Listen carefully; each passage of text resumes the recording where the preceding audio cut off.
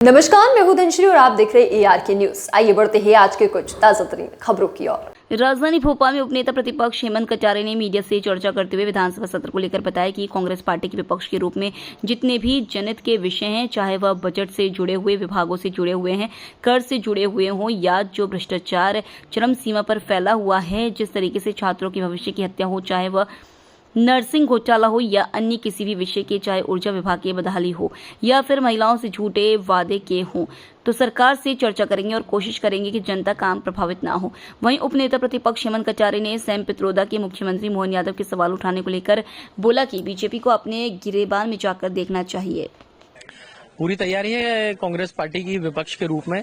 जितने भी जनहित के विषय हैं, चाहे वो बजट से जुड़े हुए हैं, विभागों से जुड़े हुए हैं, कर्जे से जुड़े हुए हों या फिर जो भ्रष्टाचार अभी चरम सीमा पर फैला हुआ है, जिस प्रकार से छात्रों के भविष्य की हत्या हो रही है, चाहे नर्सिंग घोटाले को लेकर के या अन्य जो भी विषय हैं, चाहे जल जीवन मिशन के हों, चाहे ऊर्जा विभाग की बदहाली के हों या फिर महिलाओं से झूठा वायदा 3,000 रुपए, सारे विषयों पर सरकार से चर्चा करेंगे और कोशिश करेंगे कि जनता का हित प्रभावित नहीं हो और जो वायदे सरकार ने किए हैं या जो कार्य जनता के हित में किए जाने चाहिए आने वाले समय में, उन सबको सरकार करे और सरकार को आईना भी दिखाएंगे।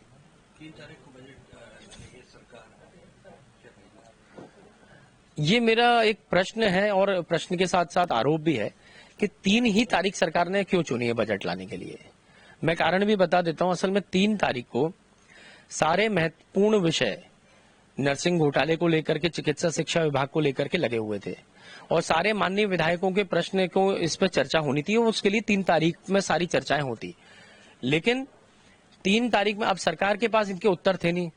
बार बार आपने देखा होगा, मुख्यमंत्री जी हो या पूर्व चिकित्सा शिक्षा मंत्री विश्वास सारंग जी बार बार दिल्ली जाते आते रहे, तो वो इससे घबरा रहे हैं बुरी तरीके से और इस चर्चा से बचने के लिए उन्होंने 3 तारीख को बजट को लाने के आड़ में दबाने का प्रयास किया। लेकिन मैं बता दूं कि इस तरीके से सरकार इनके उत्तरों देने से बच नहीं पाएगी। चर्चा तो इस पे होगी, विस्तृत रूप से होगी और जब तक सरकार जवाब नहीं दे देती तब तक कांग्रेस इस पर जवाब सदन के अंदर उनसे मांगेगी।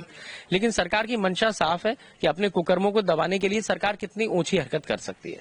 मुख्यमंत्री मोहन यादव को लेकर सवाल उठाया है, कहा है कि ये कांग्रेस का गलत सामने है। इस पे मैं सिर्फ इतना कहना चाहूंगा माननीय मुख्यमंत्री जी को कि वो एक बार उनकी पार्टी के शीर्ष नेता, जिनकी कुछ लोग भगवान से भी तुलना कर देते हैं, एक बार उनके भी गिरेबान में झांक के देखे कि प्रधानमंत्री जी मंच से जिन लोगों को जेल भेजने की बात करते थे, कुछ ही दिन बाद उनको पार्टी में लेते हैं।